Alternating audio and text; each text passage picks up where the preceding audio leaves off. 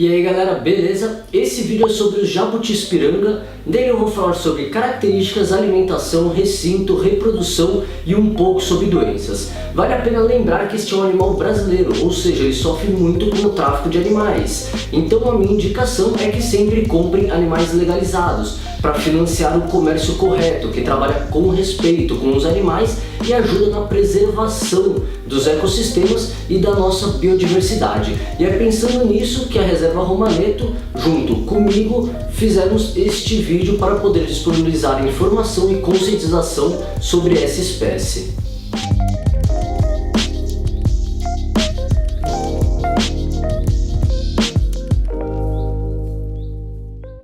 Antes de qualquer coisa, é legal dizer que existem duas espécies de jabuti no Brasil, que é a jabutipiranga, que a gente vai falar nesse vídeo, e o jabutitinga, que é outra espécie, que ela fica maior e ela também é mais amarelada num todo, certo? O jabutipiranga tem uma característica que quase sempre acompanha esse animal, que é a coloração vermelha de algumas escamas da cabeça e dos membros. Essa coloração vermelha ela pode sim ser um pouco mais alaranjada, chegando até numa tonalidade mais amarelada, mas o mais comum são as vermelhas. Esse animal adulto pode medir em média 45 centímetros de comprimento, pesar em média de 10 kg e viver de 70 a 80 anos, podendo sim chegar aos 100 anos. O temperamento é muito dócil, se dá muito bem com as outras espécies, só precisa tomar cuidado porque às vezes as outras espécies, principalmente os cachorros, acabam achando que esses animais são brinquedos ou aqueles ossinhos e eles acabam roendo e mastigando, principalmente filhotes, mas adultos também não estão isentos desse acidente acontecer.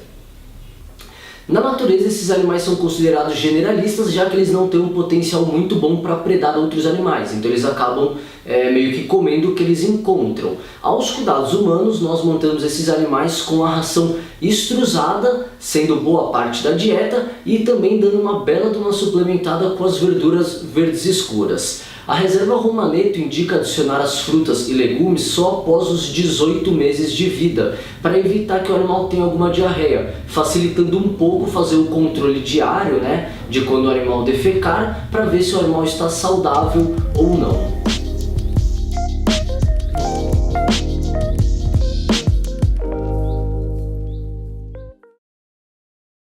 E para animais que não são mantidos com a ração extrusada, temos que fornecer pelo menos 5% do peso da dieta do animal em proteína animal. Então isso pode ser fornecido com uma carne bovina, ou uma carne de frango, ou uma carne de peixe. Independente, o importante é 5% da dieta ter essa fonte proteica. Caso o animal se alimente de ração, não tem necessidade de fazer essa suplementação. E para fornecer uma hidratação adequada para o seu animal, eu recomendo que você coloque ele 2 vezes por semana para tomar um banho de água morna em torno de 30 graus, pelo menos por 15 minutos. A lâmina de água obviamente tem que ser bem rasa para o animal conseguir ficar dentro do pote ou da bacia e continuar respirando. Sempre que o animal estiver nesse banho, tem que ficar em observação, para caso ele tente sair da caixa e acabe virando de ponta cabeça. Se você não estiver olhando, ele pode até chegar a se afogar. Esse banho é essencial porque o animal absorve a água pela cloaca, que seria a saída lá final, onde tem o sistema reprodutor e o sistema excretor, e o animal ele também é estimulado a fazer as fezes dentro desse recipiente, consequentemente deixando o terrário mais limpo. Um dos pontos mais importantes da alimentação dessa espécie é fornecer a vitamina D3 para que o animal possa absorver o cálcio. Não adianta fornecer cálcio na dieta se o animal não tiver o D3. Esse D3 ele é encontrado em diversas rações comerciais, mas é sempre bom ter o cálcio com D3 em pó para poder fazer a suplementação pelo menos 2 vezes por semana. Essa fonte de D3 ela também pode ser fornecida via lâmpada. A lâmpada que é utilizada é com a potência de 5.0, então é a lâmpada UVB 5.0. Ela tem validade de 10 a 12 meses e após esse período ela tem que ser substituída por uma nova que vá voltar a emitir a radiação. Caso você não faça a substituição dessa lâmpada, a médio e longo prazo o animal com certeza vai apresentar algumas doenças e deformidade de casco. O ambiente mais indicado para esses animais filhotes são os terrários fechados, porque a gente consegue fazer um controle muito melhor, tanto da temperatura quanto da umidade. Mas lembrando que é sempre bom, mesmo sendo um terrário fechado e já tendo a suplementação da vitamina D3, mesmo assim é sempre bom tirar esses animais do terrário e colocar para tomar sol algumas vezes por semana, sempre com opção de sombra para que o animal não superaqueça. Já para os adultos, o ambiente indicado pode ser sim um quintal, um jardim ou um gramado, por exemplo, pois esses animais aguentam muito bem as temperaturas externas. Filhotes não aguentam bem, filhotes precisam de um ambiente mais controlado. No caso dos filhotes, a temperatura deve ser controlada de 26 a 29 graus dentro do terrário, e eu aconselho que o seu ponto de aquecimento seja mais perto da toca, porque é onde esses animais vão passar boa parte do dia, né? Eles acordam, eles saem da toca simplesmente para poder comer e beber água, basicamente isso. Às vezes nem para defecar eles saem, eles acabam fazendo lá mesmo dentro da toca. Então, colocar o ponto de aquecimento perto da toca para que esses animais tenham esse gradiente de temperatura ao longo do dia. Caso você more em alguma região que com certeza não abaixe de 26 graus, aí você pode criar esses animais filhotes sem o controle da temperatura. Mas lembrando, só o fato da temperatura oscilar, na minha região faz 26 graus durante o dia, mas de noite cai para 14, só o fato da temperatura ficar oscilando, isso já pode gerar uma pneumonia, por exemplo, no seu animal. Então a temperatura é de extrema importância e precisa ser respeitada, de 26 a 29 graus. Esse aquecimento ao longo do dia ele deve ser feito com alguma lâmpada que emita luz, para o animal ter um fotoperíodo. E de noite, esse aquecimento pode ser promovido por uma lâmpada de cerâmica, que é uma lâmpada que só emite calor, ela não emite luz. Assim o ambiente fica escuro, mas também continua aquecido.